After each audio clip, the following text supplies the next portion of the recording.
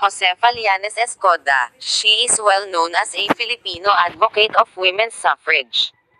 Born on 20 September 1898 in Dingras, Ilocos Norte, Josefa Llanes Escoda was the eldest of the 7 children of Gabriel Llanes and Mercedes Madamba, and her siblings named Florencio, Luisa, Elvira, Rosario, Corita, and Euphrosyne. Josefa, called by her nickname Peppa as a child, grew up with an instilled idea of the true Christian service. Her mother was said to be a sweet, loving woman who taught her children the importance of serving the people. This amiable character honed by her mother manifested in many parts of Pepe.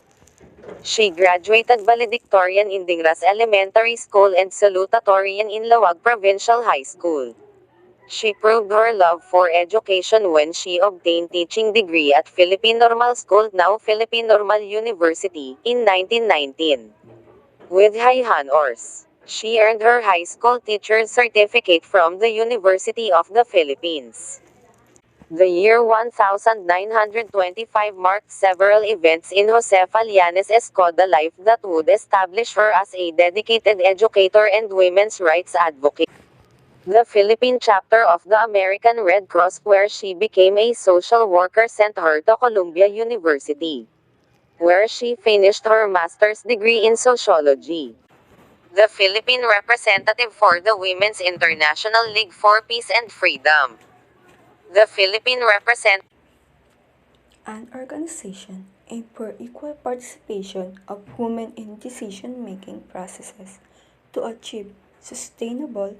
She met Antonio Escoda, a correspondent from the Philippine Press Bureau. Blessed with 2 children, Maria Teresa and Antonio Jr.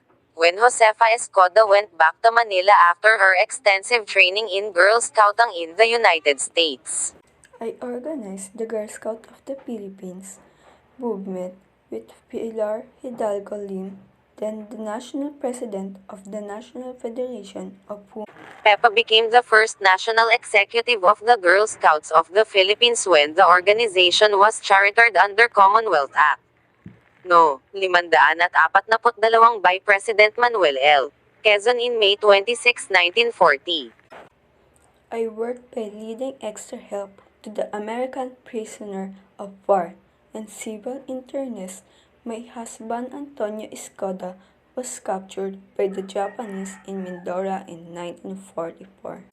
I continued convert activities in complete serenity and composed behavior. But I'm being a passionate social worker with a love for her fellow countrymen, decided to remain and help those who were badly affected by the.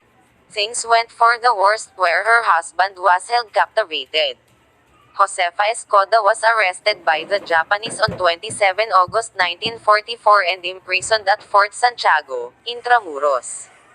Inside the walls of the former Spanish fortress, she was interrogated by the Japanese forces who suspected her of collaborating with the Commonwealth government in exile and the Americans.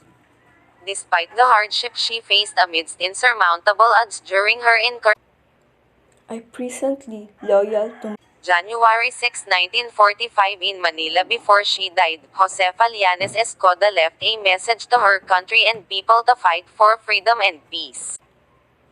I have done my duty to my country and God. I have acted as gun creator not only for the sake of humanity, but also to encourage them to fight again. If you happen to survive and I fail, tell our people that the women of the Philippines did their part also. I'm making the ember sparks of the truth and liberty alive till the last